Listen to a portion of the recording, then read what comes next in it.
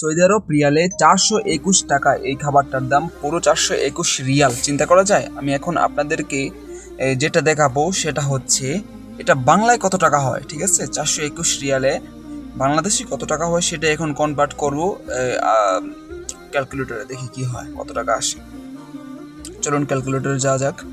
এখন এখানে 421 গুণ 32.40 বাংলাদেশি রেট যত চলতেছে বর্তমানে সৌদি রিয়ালে 13,640 টাকা। চিন্তা করা যায়? চলুন এখন খাবারটা দেখি। এই যে দেখুন, এখানে একটা পিৎজা, দুটা, তিনটা এবং একটা ছোট্ট একটা প্যাকেট, এটার ভিতরে অল্প একটু খানা, এটা বুঝতে পারতেছেন। দেখি, মাত্র 3টা পিৎজা এবং এই ছোট্ট একটু খাবার, এটার দাম 421 রিয়াল, যা বাংলাদেশি টাকায় 13,440 টাকা। মানে ভাবা যায় সৌদিদের কি অবস্থা বা কি পরিমাণ টাকা তারা ব্যয় করে। চলুন এখন আমরা সৌদির রাস্তা দিয়ে তার বাসার দিকে যাওয়া যাক। এটা হচ্ছে সৌদি আরবের একটা রাস্তা, আর গাড়ি দিয়ে ডেলিভারি করতে আসলে খুবই শান্তি, এটা বলার মতো না। কিন্তু যারা মোটর সাইকেল দিয়ে ডেলিভারি করে তাদের খুবই কষ্ট হয়, আসলে খুবই কষ্ট হয়। আর এখন আমি যেই জায়গাটাতে যাব এটা আসলে অনেকেই চিনে, এটা হচ্ছে সৌদি আরবের অনেকে ললিপপ বলে চিনে, ললিপপ ব্রিজ। তবে খুবই সুন্দর একটা দৃশ্য করেছে এখানে, আপনাদেরকে একটু পরে দেখাবো, ঠিক আছে? এই যে এখানে চলে আসলাম সেই জায়গাটা যেটা মানুষই খুবই পছন্দ করে। সামনে দেখতে পারবেন যে ললিপপের মতো কেমন যেন ওপরে ঝুলতেছে, মানে কেমন যেন দেখা যাচ্ছে এগুলো।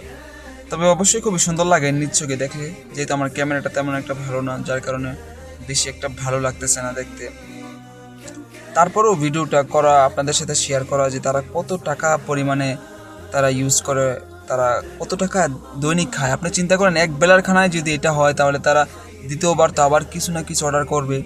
এই যে দেখতে পাচ্ছেন এগুলো পুরোটাই ললিপপ ব্রিজ এটাকেই বলে। আচ্ছা, এখন আমি সামনের দিকে এগোবো, আপনাদেরকে সামনে আরও সুন্দর একটা জায়গা দেখাবো, যেটা এদিকে যতটা বাড়ি দেখবেন এগুলো সব আমিরদের বাসা। এই যে দেখতে পাচ্ছেন পুরোটা জায়গা লাইট দিয়ে ভরা, এই পুরোটাই হচ্ছে আমিরদের বাসা। এখন সামনের দিকে যাওয়া যাক।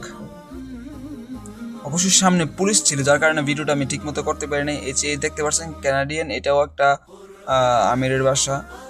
তো সামনে যাইতেছি, আর একটু যাওয়ার পরেই বোঝা যাবে বাকি বিষয়টা।